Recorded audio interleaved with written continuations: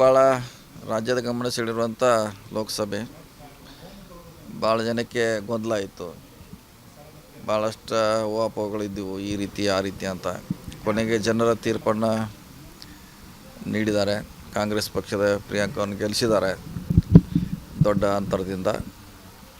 So ಇದು ಕೆಲಸ ಯಾರು ಮಾಡ್ತಾರೋ ಅವ್ರನ್ನ ಗೆಲ್ಲಿಸ್ತಾರಂತ ಜನ ಈ ತೀರ್ಮಾನ. ಜಾತಿ ಧರ್ಮ ಭಾಷೆ ಮ್ಯಾಗೆ ಓಟ್ ಹಾಕಿಲ್ಲ, ಯಾರ್ಗ ಕೆಲಸ ಮಾಡ್ತಾರೆ ಅವ್ರು ನಮ್ಮ ಪರವಾಗಿರುತ್ತೋ ಅನ್ನೋದು ಇದು ಚುನಾವಣೆ ಸಂಕೇತ ಆಗಿದೆ. ಮತ್ತು ನಮ್ಮ ಮೇಲೆ ಸಾಕಷ್ಟು ಭರವಸೆ ಇಟ್ಟಿದ್ದಾರೆ ಮತ್ತಾರು, ಇವರಿಂದ ಏನಾರ ಆಗ್ಬೋದು ಕೆಲಸ ಅಂತ. ಸೊ ಖಂಡಿತವಾಗಿ ಅದನ್ನ 5 ವರ್ಷಗಳಲ್ಲಿ ಪ್ರಿಯಾಂಕಾ ಅವರ ಪೂರೈಸ್ತಾರೆ. ಅವ್ರ ಜೊತೆ ನಾವು ಇರ್ತೀವಿ, ನಮ್ಮ ಸರ್ಕಾರ ಕೂಡ ಕೆಲಸ ಮಾಡ್ತದೆ. ಸರ್, ರಾಜ್ಯದಲ್ಲಿ ಎಲ್ಲೂ ಕೂಡ ಗ್ಯಾರಂಟಿ ಯೋಜನೆಗಳು ವರ್ಕೌಟ್ ಆಗಿಲ್ಲ ಸರ್ ರಾಜ್ಯದಲ್ಲಿ. ಅದನ್ನು ಮೀರಿ ಇಲ್ಲಿ ಸತೀಶ್ ಜಾರಕಿಹೊಳಿ ಅವರು ನೋಡಿ ಜನ ಮತ. ಎಸ್, ಅದಂತೆ ಖಂಡಿತ ಇದ್ದೇ ಇದೆ. ಪಕ್ಷ guarantee plus Jarkiholi brand 3 work ಆಗಿದೆ ಇಲ್ಲಿ. ಹೀಗಾಗಿ ಗೆಲ್ಲಲಿಕ್ಕೆ ಕಾರಣ ಆಗಿದೆ ಇಲ್ಲಿ 3 ಅಂಶಗಳಿಂದ. ಸಾಕಷ್ಟು ಕುತೂಹಲ ಮೂಡಿಸಿದ್ರೆ ರಾಯಬಾಗ್ ಮತಕ್ಷೇತ್ರ ಸರ್, ರೀತಿ ಎಲ್ಲೋ ಟೆನ್ಷನ್ ಕ್ರಿಯೇಟ್ ಮಾಡಿತ್ತು ಸರ್. ಒಂದು ಎಲ್ಲೋ ಶಂಭು ಕಲ್ಲೋಳ್ಕರ್ ಸ್ಪರ್ಧೆಯಿಂದ ಅದನ್ನು ಹೆಂಗೆ ನಿಭಾಯಿಸೋದು? 2-3 ದಿನ ಇಲ್ಲ ಅವ್ರ ಕೆಪಾಸಿಟಿನೇ ಅಷ್ಟೇ ಇತ್ತು. ಆದರೆ ನಮ್ಮ ವಿರೋಧಿಗಳು ಅವರು 1 ಲಕ್ಷ ತೊಗೋತಾರೆ 2 ಲಕ್ಷ ತೊಗೋತಾರೆ ಅಂತ ಅವ್ರು ಪ್ರಚಾರ ಮಾಡ್ತಿದ್ರು ಹೊರತಾಗಿ ರಿಯಲ್ ಆಗಿ. ಯಾಕೆಂದರೆ ಅವರು MLA ಸ್ಪರ್ಧೆ ಮಾಡೋದು ವಿಚಾರ ಬೇರೆ, ಅದಕ್ಕೆ ಮತದಾನ ಮಾಡೋದು ಬೇರೆ. ಇವಾಗ ಲೋಕಸಭೆಗೆ ಜನ ವಿಚಾರಗಳು ಬೇರೆ ಇರ್ತಾವೆ. ಹೀಗಾಗಿ ಅದಕ್ಕೂ ಸಂಬಂಧ ಇಲ್ಲ. ಅವರೇನೋ ನನ್ನ ಹಿಂದೆ ಎಲ್ಲರೂ ಬರ್ತಾರನ್ನೋ ಒಂದು ಆಸೆ ಇತ್ತು. ಸೊ ಈಗ ಆಸೆ ಅದು ಪೂರ್ಣಗೊಂಡಿಲ್ಲ.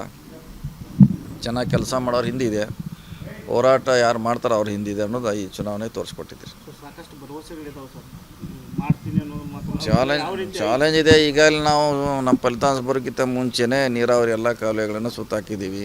ನಾವಿನ್ನೂ ಗೆಲ್ತೀವೋ ಸೋಲ್ತೀವೋ ಅಂತ ಗೊತ್ತಿರಲಿಲ್ಲ.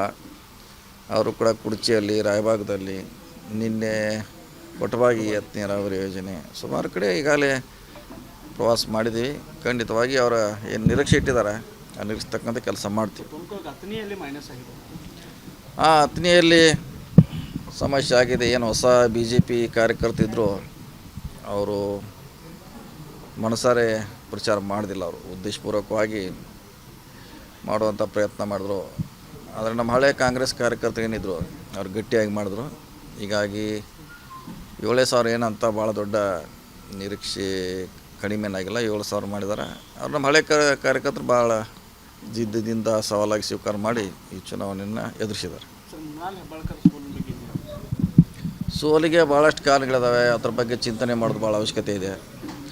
ಅದು ಸ್ಥಳೀಯ ರಾಜಕಾರಣಿ ಇರ್ಬೋದು, ಮರಾಠಿ ಭಾಷಿಕರ ಓಟ್ ಇರ್ಬೋದು, ಅವ್ರ ಸಮುದಾಯದ ಓಟ್ ಇರ್ಬೋದು. ಭಾಳ ಸಮಸ್ಯೆ ಇದೆ, ಗೊಂದಲ ಇದೆ ಅದರಲ್ಲಿ.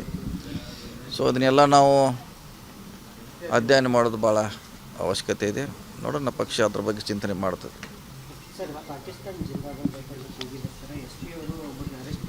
ಎಲ್ಲಿ ಯಾವ್ರಾಗ ಅವ್ರು ಮಾಡ್ತಾರೆ ಹಿಡ್ಕೋತಾರೆ, ಪೊಲೀಸರು ಕೇಸ್ ಹಾಕ್ತಾರೆ. ಅದ್ರ ರೂಟೀನು. ಈ ಚುನಾವಣೆಗೆ ಅದಕ್ಕೆ ಏನು ಸಂಬಂಧ ಇಲ್ಲ. ಮಾಡೋದಿಲ್ಲ. ಈಗಾಗಲೇ ಅಂಥ ಘಟನೆಗಳನ್ನು ಭಾಳಷ್ಟು ಸರಿ ಅವರು ಮಾಡ್ತೀವಿ, ಯಾವಾಗಲೂ ಮಾಡಿದ್ದೀವಿ, ಮುಂದೂ ಮಾಡ್ತೀವಿ. ಅದರಲ್ಲಿ ಪ್ರಶ್ನೆ ಇಲ್ಲ. ಅದಕ್ಕೂ ಅದು ಯಾವಾಗಲೂ ದೇಶದ ವಿರೋಧಿ ಇದ್ರೆ ಯಾರೇ ಇದ್ರೆ ಅದು ಖಂಡನೀಯ ಮತ್ತು ಅದು ಶಿಕ್ಷೆಗೆ ಹಾರಿರ್ತಾರೆ.